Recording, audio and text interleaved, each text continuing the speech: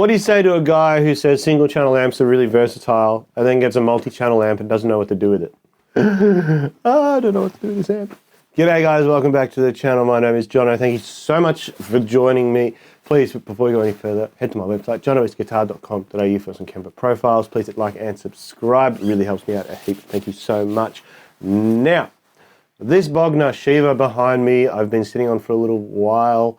I brought it home when I brought the Wizard home. Again, it's from a mate of mine, and I'm very lucky to be able to have it for a little while. And why have I been sitting on it? I guess because it does too much.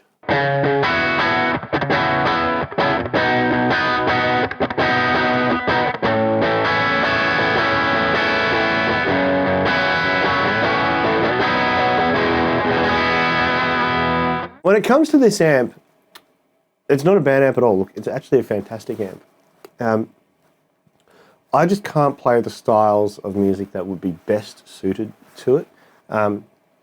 That's not to say that I can't learn those things and get better at those things and be a better player in that regard. But what it does mean is that sometimes when there's a lot of versatility and there's a lot of options, not versatility is the wrong word, when there's a lot of options, it can sometimes be a little bit overwhelming. And this amp, it might look a bit simple, but it is a 2-channel amp, and there are multiple modes per channel and bright switches and all that sort of jazz, as well as some fancy stuff on the back. We also have built-in reverb, which is really nice.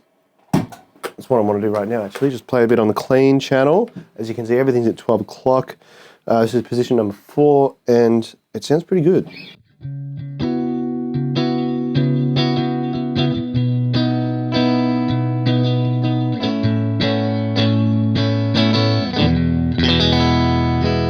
This amp is a little bit different though. It is a Shiva 20th anniversary, and it is an EL34 edition, and here in Australia, really quite rare. There weren't many of these EL34 20th anniversaries made, and the general consensus is that the 5881 version of this amp really kind of sounds like super hi-fi, and the EL34 is a little bit more of that, you know, Marshall-y kind of stuff.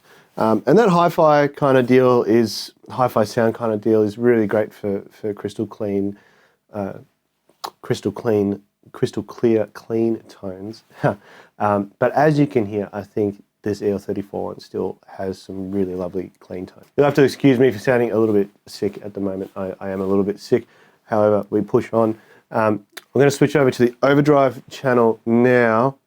There's a couple of modes, and we'll go into those in a second.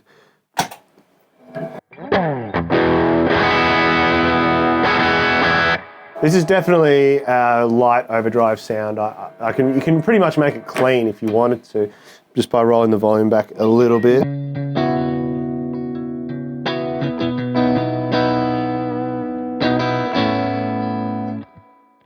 Then on the neck pickup, up full volume, we can get some nice bluesy tones.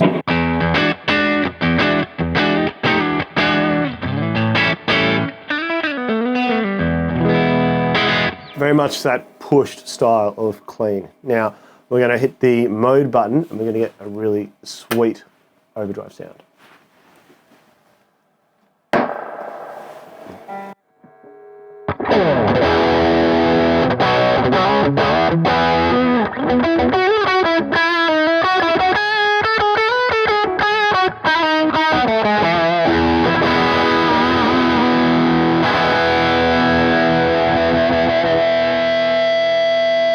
This amp is, I think it's 80 watts, might be 90 watts, 80 watts, 90 watts, whatever the difference is. But I'll tell you what, it's not actually that loud here in the room, and this amp sounds awesome at these kind of like less than rehearsal volumes. So loving that. On this 3-button foot switch, we have channel select, reverb, and boost. The boost, I think, in this amp is awesome. Definitely loving that. I'm also, so on this overdrive sound, and let's put the boost on, it sounds like this.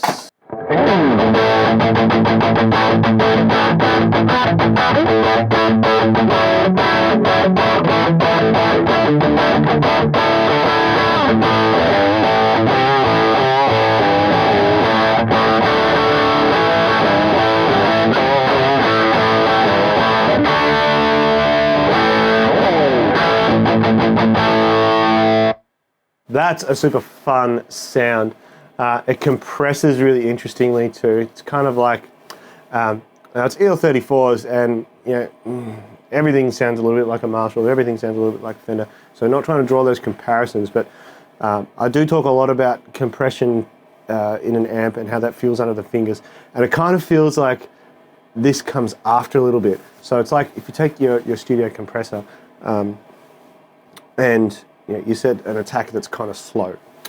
So instead of coming on like real quick and punchy, it kind of balloons out a little bit. That's how it feels under the fingers, and I actually really dig that. It'd be really great for like, I don't know, shoegaze kind of stuff. Fuzz style, garage band kind of deals that I can't really play, but yeah, still sounds pretty good.